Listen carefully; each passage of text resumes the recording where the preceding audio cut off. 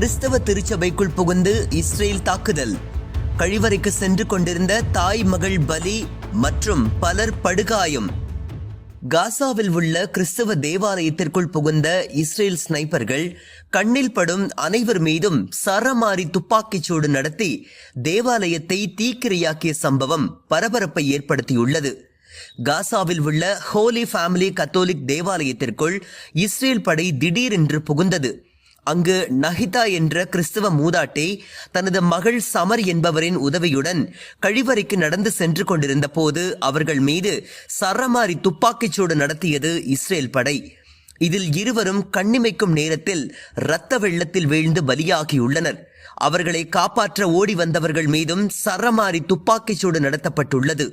இதில் 7 பேர் படுகாயமடைந்துள்ளனர். அந்த தேவாலயத்தில் சுமார் 600க்கும் மேற்பட்டோர் தங்கியுள்ள நிலையில் அவர்களில் 70% பேர் பெண்கள் மற்றும் குழந்தைகள் ஆவர். அந்த தேவாலயத்தில் இருந்து ஹமாஸ் ராக்கெட் வீசுவதாக இஸ்ரேல் படை குற்றம் சாட்டியுள்ளது.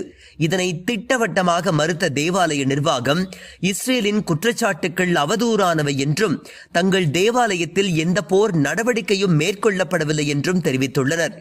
இஸ்ரேலுக்கு லத்தீன் பாட்ரியார்சட் திருச்சபை கடும் கண்டனம் தெரிவித்துள்ளது. தாய் மற்றும் மகள் ஈவு இரக்கமின்றி காட்டுமிராண்டித்தனமாக கொடூரமாக கொலை செய்யப்பட்டுள்ளதாக தேவாலயம் தெரிவித்துள்ளது.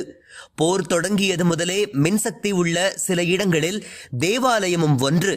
அங்கு வீடுகளை இழந்த மக்களும் 50க்கும் மேற்பட்ட மாற்றுத்திறனாளிகளும் தஞ்சமடைந்துள்ளனர். எந்த விதமான எச்சரிக்கையும் விடுக்காமல் அறிவிப்பும் கொடுக்காமல் திடீரென்று தாக்குதல் நடத்தப்பட்டதாக தேவாலய நிர்வாகம் குற்றம் சாட்டியுள்ளது. முன்னதாக தேவாலயத்தின் மீது நடத்தப்பட்ட மற்றொரு தாக்குதலில் அங்கு மின்வசதி அளித்துக் கொண்டிருந்த ஜெனரேட்டர், சோலார் சிஸ்டம், குடிநீர் தொட்டிகள் ஆகியவை சேதமடைந்துள்ளன. தேவாலயத்தின் ஒரு பகுதியும் சேதமடைந்துள்ளது. இதற்கு முன்பும் காசாவில் கிறிஸ்தவ மருத்துவமனை மற்றும் தேவாலயங்கள் மீது தாக்குதல் நடத்தப்பட்டு 100க்கும் மேற்பட்ட கிறிஸ்தவர்கள் கொல்லப்பட்டுள்ளனர். போரை உடனடியாக நிறுத்த வேண்டும் என கத்தோலிக்க கிறிஸ்தவர்களின் மத தலைவரான போப் ஆண்டவர் தொடர்ந்து வலியுறுத்தி வருவது குறிப்பிடத்தக்கது.